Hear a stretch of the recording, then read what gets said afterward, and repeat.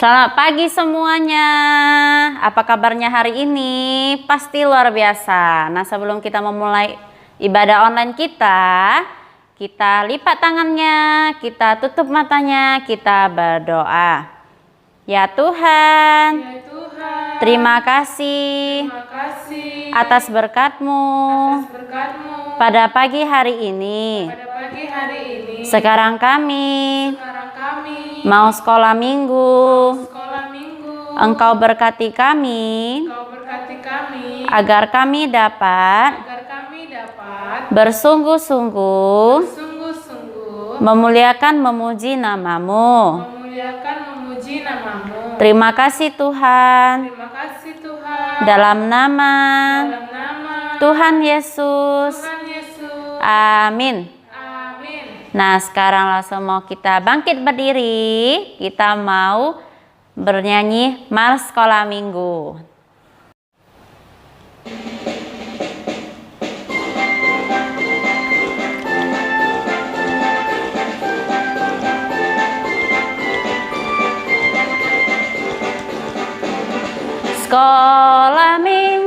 Sekolah minggu, rumah kanak-kanak semua, bakti Allah, cinta bangsa, hidup penuh sukaria. Belajarlah kitab suci, cinta Tuhan, gereja maju. Jalankanlah perintahnya, muliakan sepanjang hidup. Masih semangat memuji Tuhan? Semangat, semangat. Nah, anak-anak di rumah pasti masih semangat. Yuk, lagu selanjutnya kita bernyanyi adalah Sukacita di dalam hatiku.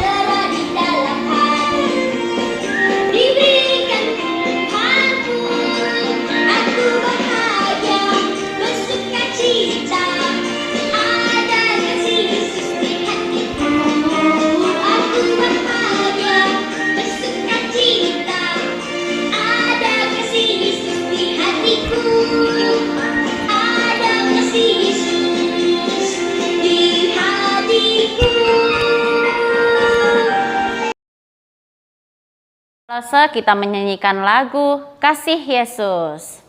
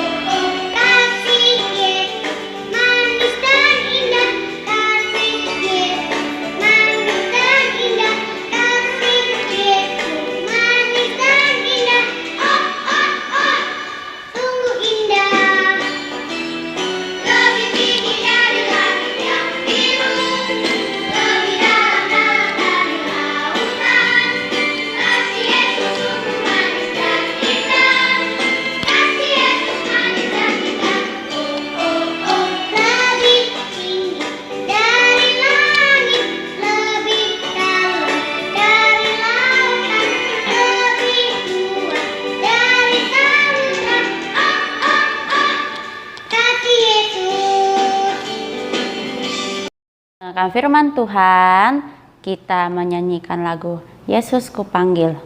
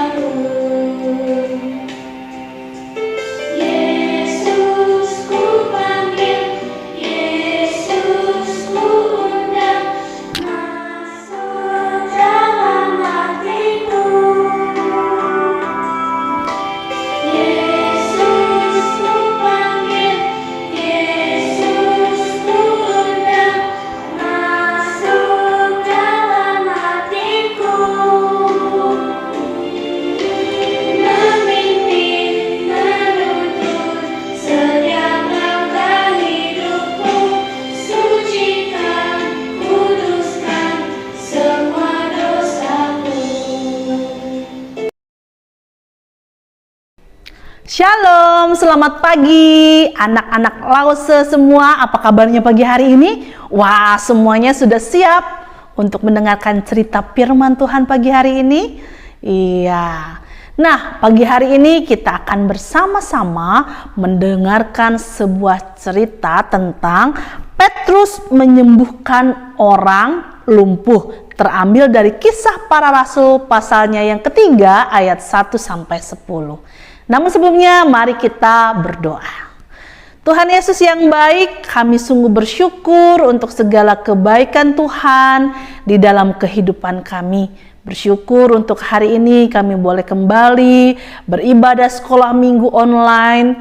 Kami boleh bersyukur karena kebaikan Tuhan dalam hidup kami. Ajar kami untuk selalu taat akan firman Tuhan. Tuhan Yesus berkati firman-Mu pagi hari ini dari awal sampai akhir. Terima kasih Bapa. Dalam nama Tuhan Yesus kami berdoa, kami bersyukur. Haleluya. Amin. Nah, pagi hari ini Lause mau bercerita tentang murid Tuhan Yesus ya. Murid Tuhan Yesus ada berapa? 12 orang ya. 12 orang yang paling dekat dengan Tuhan Yesus. Biasanya 12 orang inilah yang selalu ikut Tuhan Yesus kemana-mana. Nah, masih ingat cerita minggu-minggu yang lalu? Cerita bagaimana Tuhan Yesus sudah naik ke surga, ya kan? Dia sudah tidak ada lagi bersama-sama dengan 12 murid-muridnya. Ya, jadi Tuhan Yesus sudah naik ke surga dan suatu saat nanti Tuhan Yesus juga akan datang kembali dengan cara yang sama seperti dia naik ke surga, datang kembali ke dunia ini. Nah, tapi belum sekarang ya. Kita belum tahu kapan waktunya Tuhan Yesus datang kembali. Tapi suatu saat pasti datang kembali. Nah, waktu murid-muridnya ditinggalkan oleh Tuhan Yesus naik ke surga, beberapa saat murid-muridnya merasa kehilangan gurunya yang selalu bersama-sama dengan mereka. Ada waktu itu Petrus dan teman-temannya yang lain kembali menangkap ikan, ya kan? Menangkap ikan dan Tuhan Yesus menyapa mereka, ya.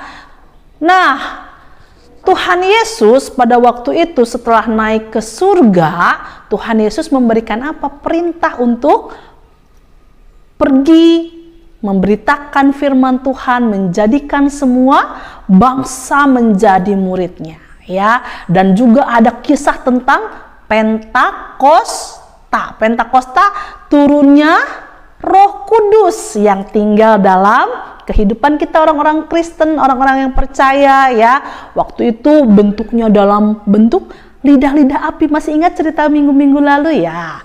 Nah, setelah mereka menerima Roh Kudus, murid-muridnya Tuhan Yesus semakin berani memberitakan firman Tuhan meskipun tidak ada lagi Tuhan Yesus bersama-sama dengan mereka.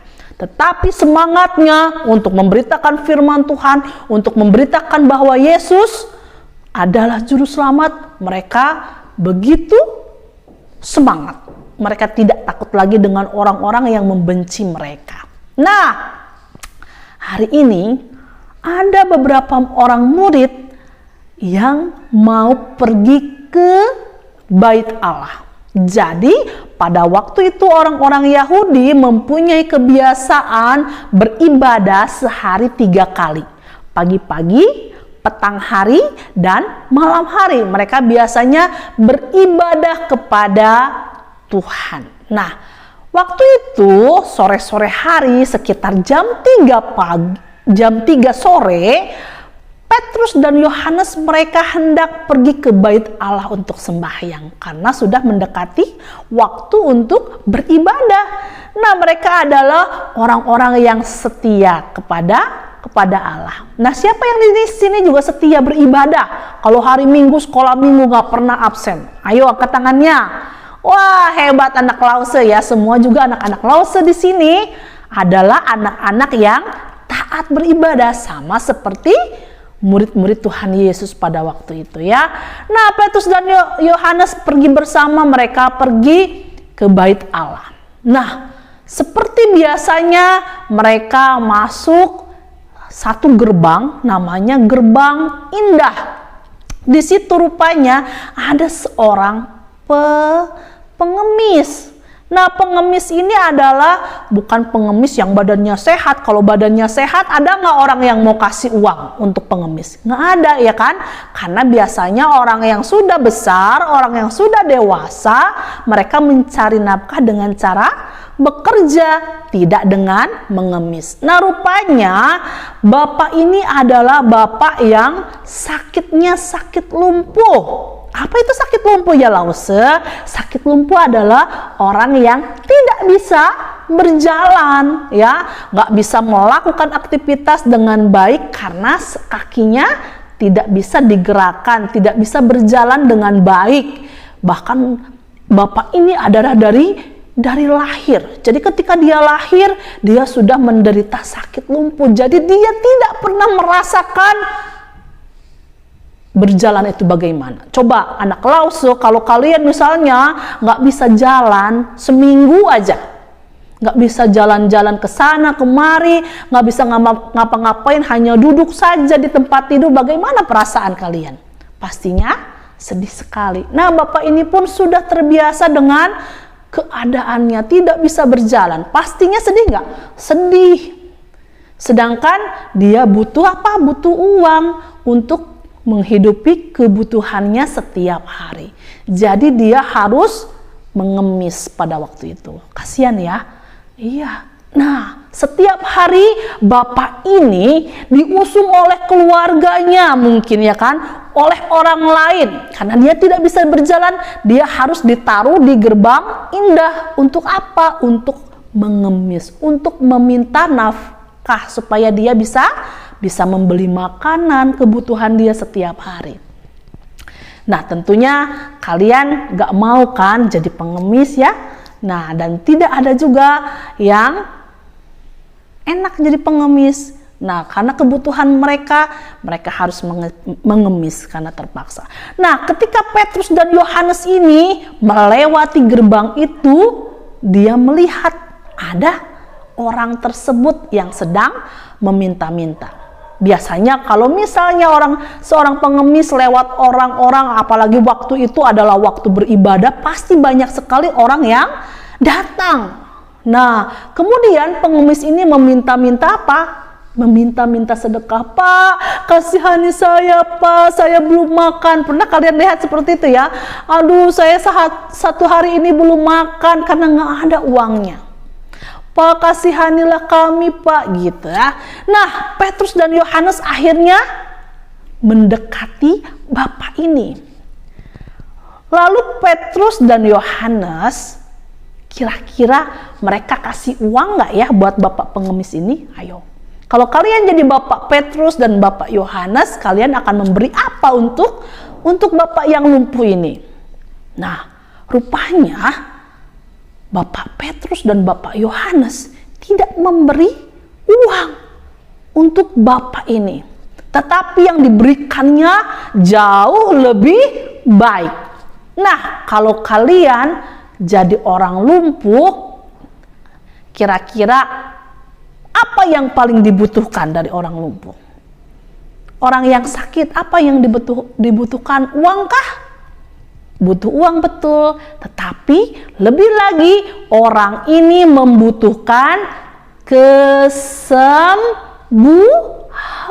Iya, betul. Orang yang sakit pasti ingin sembuh. Itulah yang paling diinginkannya. Tetapi Petrus dan Yohanes tahu bukan uang yang paling dibutuhkannya, tetapi kesembuhan yang paling dibutuhkannya.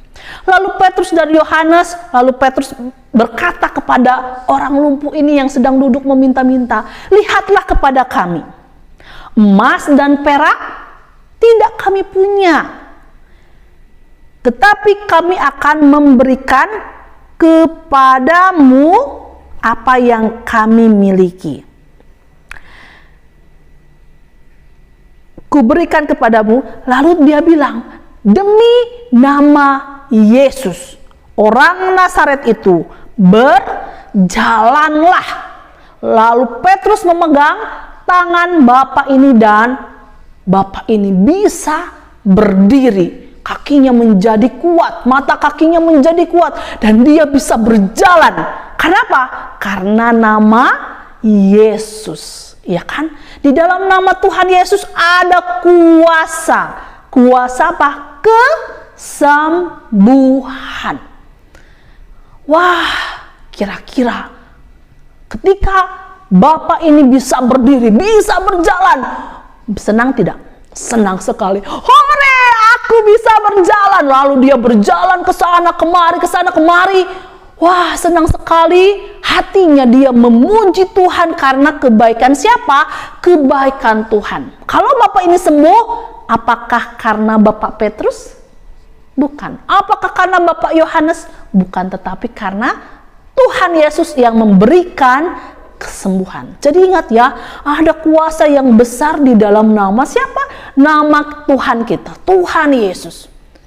Wah, bapak ini senang sekali, dan dia pergi bersama-sama dengan Yohanes, Petrus, pergi kemana? Ke bait Allah untuk beribadah. Nah, hatinya bersuka cita, memuji nama Tuhan karena kebaikan. Bayangkan, seumur hidupnya belum pernah bisa berjalan. Baru kali itu dia merasakan mujizat Tuhan. Ada kuasa yang besar ya yang dirasakan bapak ini.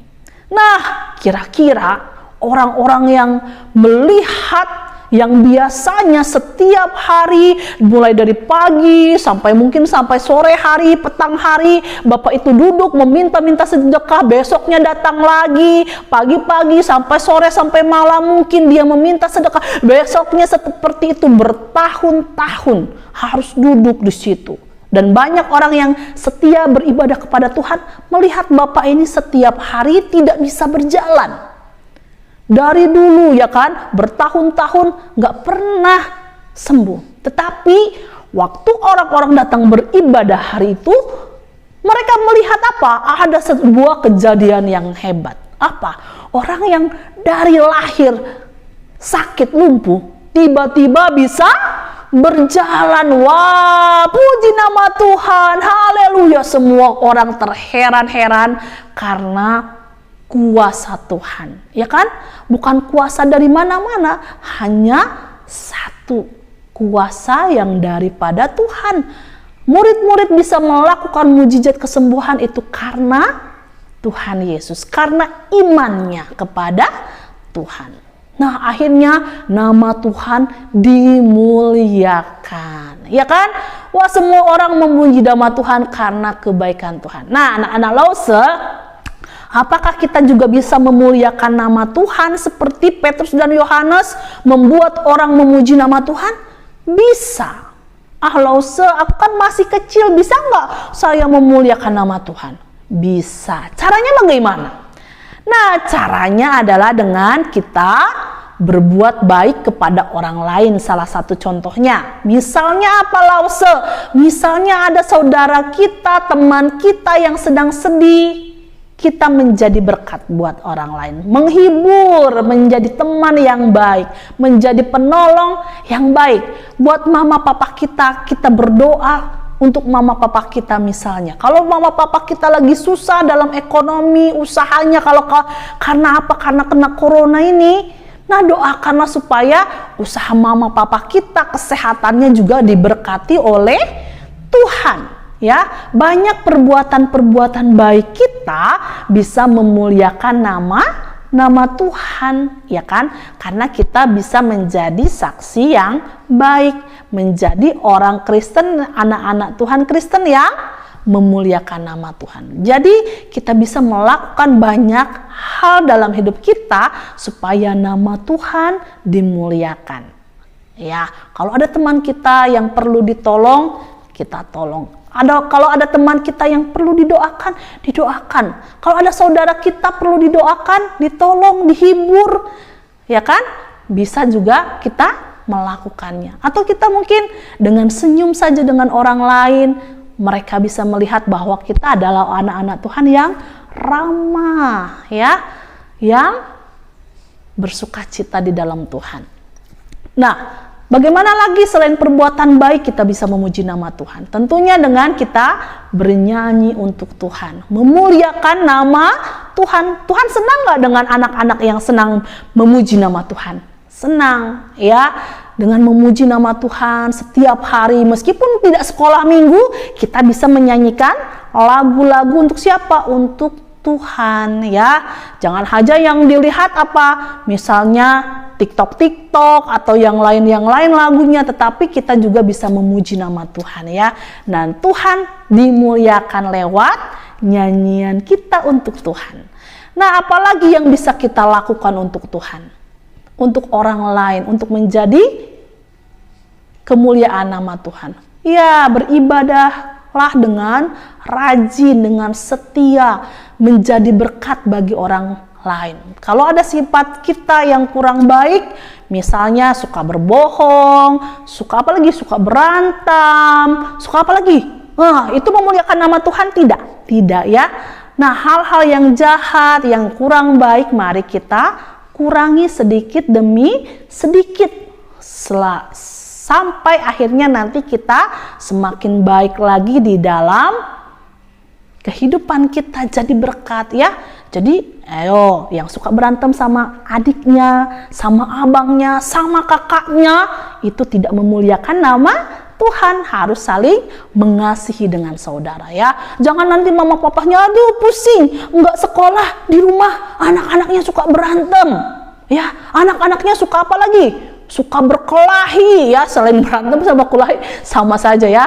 Apalagi suka menangis misalnya, suka main game. Nah, ya, yang sehari-hari setiap hari hanya main game, wah sayang, ya, waktunya bisa buat belajar, bermain bersama saudara, ya, di rumah. Nah, gunakan dengan baik. Jadi seluruh hidup kita semuanya biarlah menjadi kemuliaan nama Tuhan. Gampang nggak?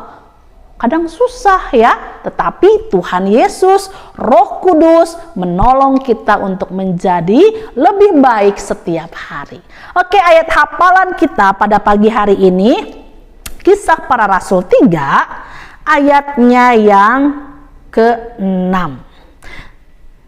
Emas dan perak tidak ada padaku, tetapi apa yang kupunyai kuberikan kepadamu. Dalam nama Yesus Kristus, orang Nazaret itu, berjalanlah. Ingat, ya, satu bagian firman Tuhan. Lebih dari emas, lebih dari perak, Petrus berikan untuk siapa? Untuk orang lumpuh ini. Kesembuhan di dalam nama Tuhan Yesus, dan Tuhan Yesus dimuliakan.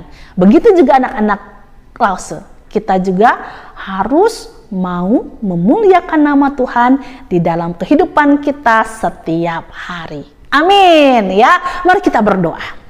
Bapa yang baik, kami bersyukur buat firman Tuhan pada pagi hari ini. Kami mau belajar untuk memuliakan nama Tuhan di dalam kehidupan kami. Meskipun kami masih kecil, tetapi kami mau lewat hidup kami, nama Tuhan dimuliakan. Lewat perbuatan kami, perkataan kami, tingkah laku kami boleh menyenangkan hati Tuhan. Kami boleh menyenangkan keluarga kami, mama papa kami, dan kami boleh menjadi berkat dimanapun kami berada.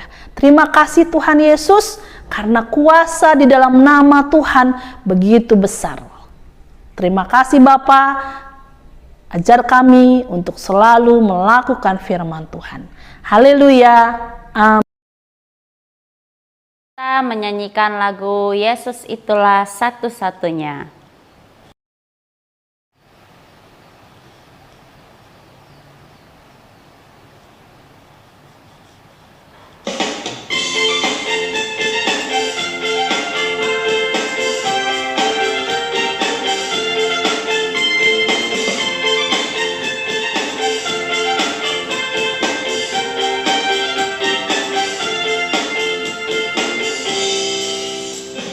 Yesus itulah satu-satunya penolongku yang sungguh. Dia berjanji akan kembali angkat kita semua. Haleluya, puji Tuhan, upahmu besar di surga. Haleluya, puji Tuhan, upahmu besar di surga. Yesus itulah satu-satunya penolongku yang sungguh. Dia berjanji akan kembali angkat kita semua. Haleluya, puji Tuhan, upahmu besar di surga. Haleluya, puji Tuhan, upahmu besar di surga.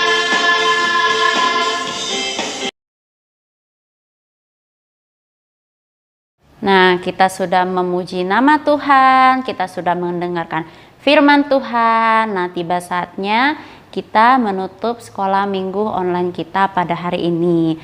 Nah, semau kita bangkit berdiri, kita mau berdoa-doa Bapa kami. Dan Bapa, terima kasih. Kita lipat tangannya, tutup matanya, kita berdoa.